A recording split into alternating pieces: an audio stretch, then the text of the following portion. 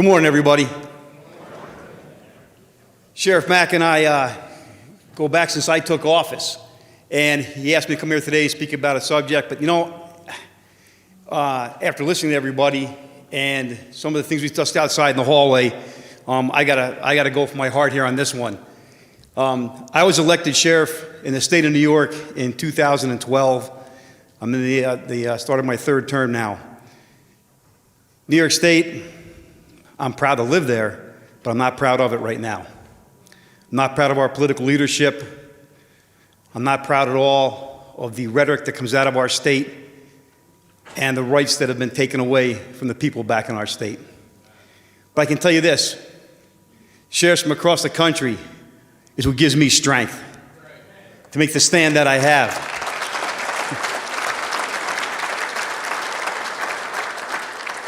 And I want to thank that brotherhood to be able to belong to that. So back to Sheriff Mack real quick. Our illustrious governor passed a law called the New York State SAFE Act. Hasn't done anything to make New York State safe. We have some of the highest gun homicides in the country. I went down there with a group of my citizens to a rally in the Capitol. And I got there. As a matter of fact, I drove a few of our citizens in my Tahoe at the time along with me. Got to the rally, stood in the crowd, listened to people talk, other politicians, and then somebody asked, is there any sheriffs in the state of New York here? And I was like, oh boy. So I looked around, I'm watching, guess what, I'm the only one there. Of course, my constituents put their hands up and point right here and say, we have a sheriff in the state of New York right here. Next thing you know, I'm on stage in front of 3,000 people defying my governor. Then it happened again another year later with Sheriff Mack. We came to Albany. He came in to give us strength to show the sheriffs of the state of New York what the Constitution means. And it's too bad that it took somebody from the outside, that we didn't have the courage at the time to stand up for what the Constitution means. I'm very thankful to have had and to know Sheriff Mack and have the honor to be with him and be part of the CSPOA. Many of the speakers said that we are at a critical time. We are the last stand, especially back home where I'm from. And the only way that we strengthen our people is if we show strength from our office and from the oath that we take and swear to uphold.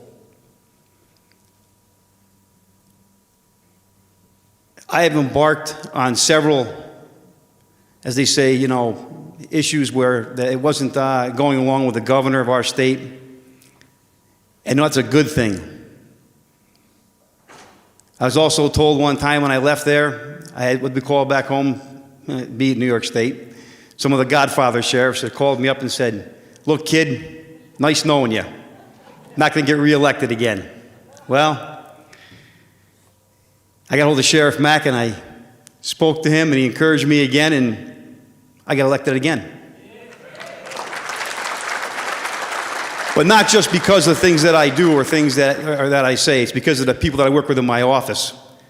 It's the men and women that stand with us. I'm proud that my local county manager in the last meeting we had in regards to some of these COVID edicts that have been passed down by our governors, and he said to me, Sheriff, I'm afraid to say that your philosophy is infecting the men and women of your agency. I said, well, sir, I think my men and women are proud of that. And I said, I got to tell you this. It's not my philosophy, sir. It's my heart. My heart and for the love of God and Christ and who we believe in.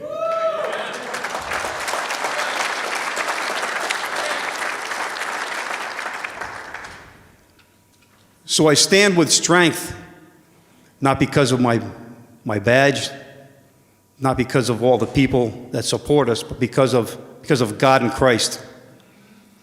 I don't have a prayer here today to say, to quote, or apart from the Bible. I'm not very good at that, but I'm a God-fearing man. I know where my faith stands. And I know that as long as we as sheriffs continue to pray, to believe in our God and our Christ, and let Him direct us on what we should do. Not politicians. And I love it when they say, well, the governor gave an order, an executive order. Well, you know, the 10 Commandments still override that executive order.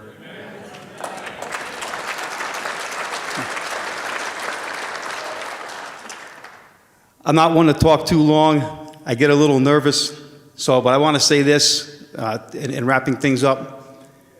I can't be honored enough to be able to stand here today with my fellow brother and sister sheriffs, deputies, correction officers, police officers, state troopers, all law enforcement.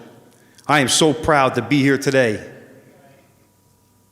to stand with all of you and to continue, yes, to take the fight back to our state and our states and do the job that we're asked of by the Constitution, by the people, and by God the Father Almighty. Thank you.